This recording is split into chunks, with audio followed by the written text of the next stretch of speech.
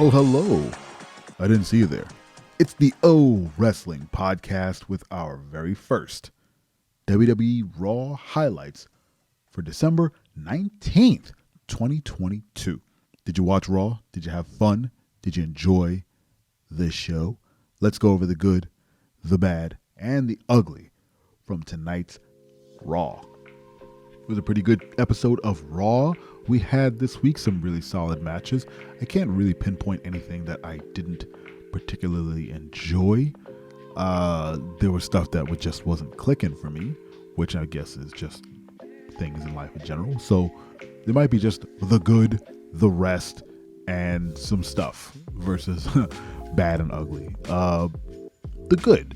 Usos and the Bloodline running around backstage beating everybody up and watching Adam Pearce sort of sweat his way through the entire episode, just trying to get the reins, no pun intended, back on Raw.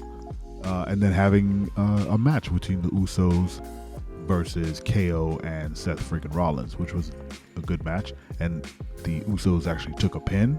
It wasn't for the tag titles, but they took a pin from KO's pop-up powerbomb. Now, they've been planting seeds that Kevin Owens is the guy. He's the guy who's going to not only take down Roman Reigns, but also, kind of dismantle the Bloodline, especially with this Sami Zayn business going on.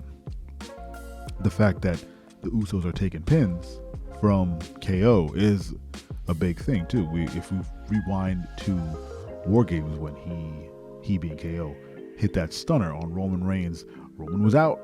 He was done. There was no kick. There was no wiggle. He was flat on his back, and it took Sami Zayn hooking the ref's arm to save that title. So, not title, to save that win in the War Games match. So, watching KO kind of come in and be the heavy against the Bloodline is pretty interesting.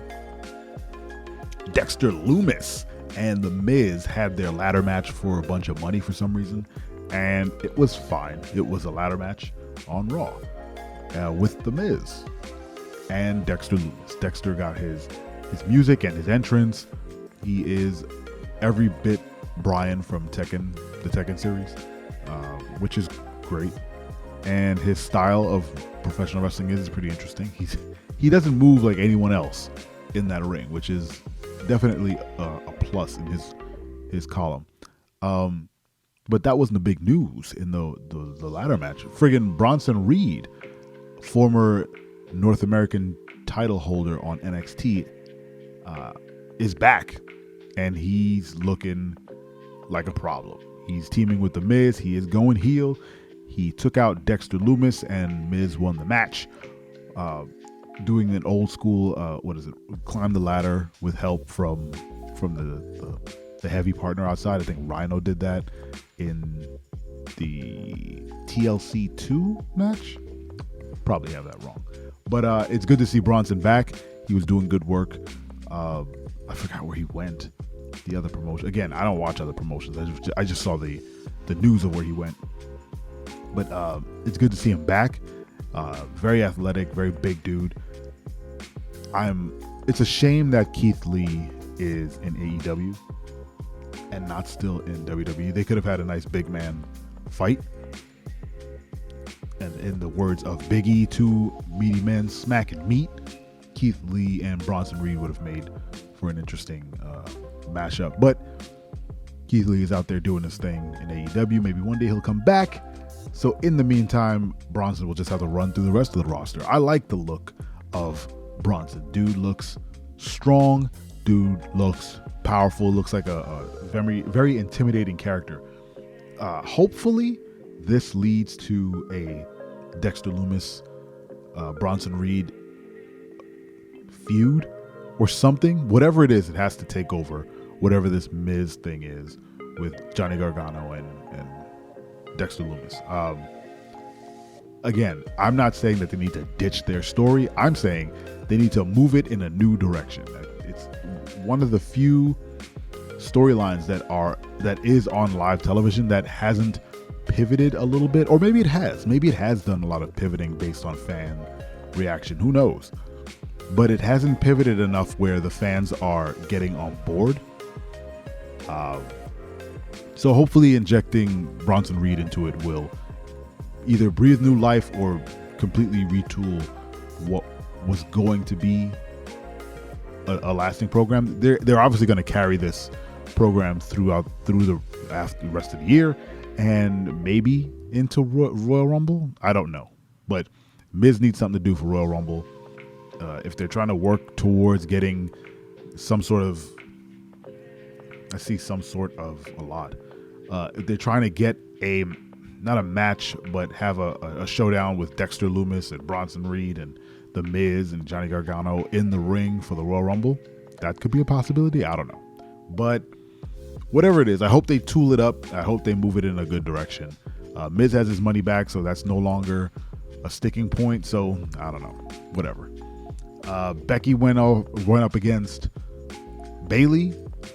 It was a great match. Bayley got the pin. She got the win. Of course, Damage Control intervened. It's fine. I didn't have there wasn't a bad match. I used Raw as background noise tonight.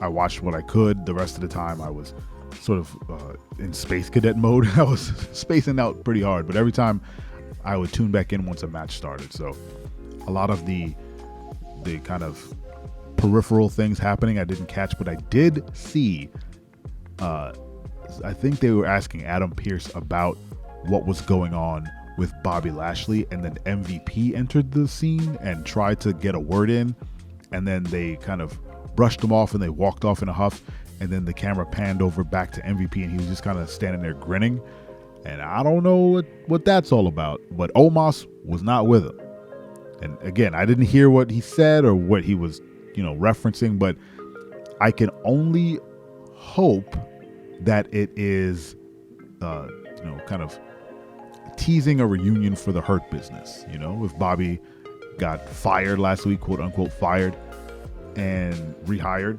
maybe he reached out to MVP to kind of get the band back together. If so, I'm there for it.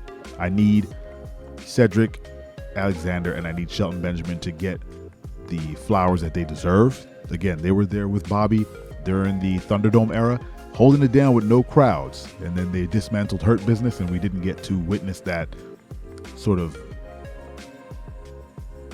Black Excellence tag team or triplet or faction on main roster in front of millions and millions of people. So hopefully they get to reunite and do their thing. But that's kind of the only thing I remember or recall from Raw, other than the matches, which were all fine. I didn't see one thing. I didn't see one match that really jumped out at me. Rollins being Rollins is always fun. Check out our TikTok or Instagram. We asked what entrance gets people off the ground, gets people off their couch if you hear it, and I think Seth Rollins can definitely be placed in that category. When that man's song hits and people start going whoa, whoa, they're having a great time, which is great on him. He turned that song around. It was not going over well for a while. It was just noise, honestly, before he was Seth freaking Rollins.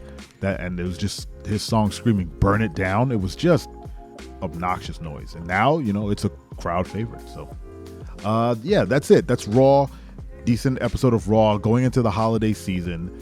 I think there's no Raw next week because next week is the day after Christmas, I think.